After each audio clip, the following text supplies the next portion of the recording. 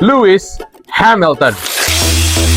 Lewis Hamilton, the newly crowned 7-time Formula One world champion, has driven some of the most memorable races in the history of the sport. British Formula One driver, 7-time Formula One world champion, one of the most successful drivers in F1 history, competed for McLaren, Mercedes, and now Scuderia Ferrari, known globally not just as a racer but as a cultural and business figure. This video, we're not talking about speed and we're not talking about racing technique, but we're going to talk about Lewis Hamilton's precision. And this video, you will learn about Lewis Hamilton's precision and how you can think differently.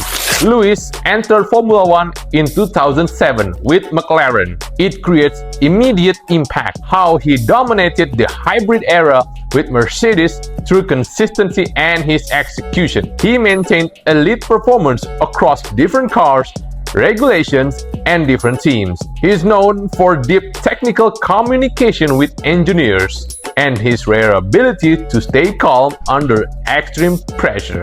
Lewis didn't just rely on speed and aggression, but he focuses on control and timing, especially in his racing career. And this managed to make Lewis Hamilton as one of the world's most known, influential, and figure in the racing world. And this was all possible because one single trait that Lewis Hamilton always has inside himself, which is precision. So what is actually precision? Precision is choosing the right moment. It's about minimizing the wasted movement, and it's all about executing with intent under pressure.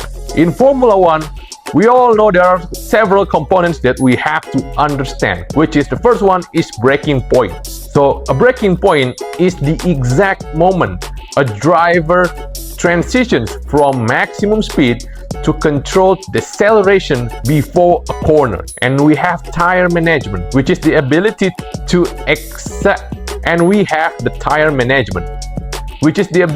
extract performance without destroying the asset, which is the F1 tire itself, because they are all degrades every lap and grip drops invisibly before it falls. Then we have the race pace control. It's all about the ability to dictate the tempo, not react to it. And this shows how Lewis managed to understand and fully maximize the tempo, how he chose to slow the race strategically, and how he chose to speed up to overthrow his competitor. And finally, we have the communication accuracy.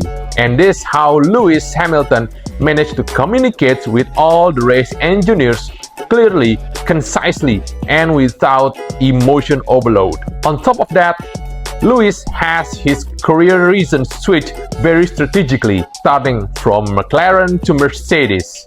He knew that he wanted a factory team because this is all crucial for technological strength and the long-term competitive edge. He wanted a role where his input shared to the car's future performance. Then the next one is Mercedes to Ferrari. Ferrari basically offered a multi-year contract and commitment, while Mercedes, they did not. He wanted a new challenge to avoid comfort and grow even further. Ferrari's heritage and brand legacy creates the most historic narrative. Joining the Ferrari team is his childhood dream. And basically, I believe most of men, we all wanted at least a single Ferrari car in our garage, right?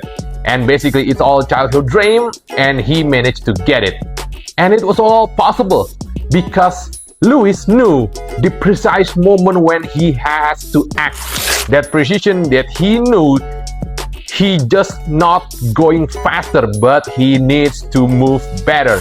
And this was all possible because Lewis Hamilton, he knew he needed to act precisely. He knew when to move up, when to slow down, and when to speed up, either on his race or on his career. And this is basically you can also implement in your everyday lives. because precision itself is not just about doing more, but doing something more effective, more efficient. And this is truly important because we all have limited resources, right? We have limited time, we have limited energy, and of course we all have limited amount of money, or at least the fund that we can allocate into something. It's all basically limited, right? So when you're choosing a goal, you have to be precise. You have to understand what you really want, because by doing so, you will have the ability to minimize the waste of your time, your energy, and of course your money. You have to understand that every decision, it will cost you something, and precision is making sure you only pay for what you actually need, for what actually really matters.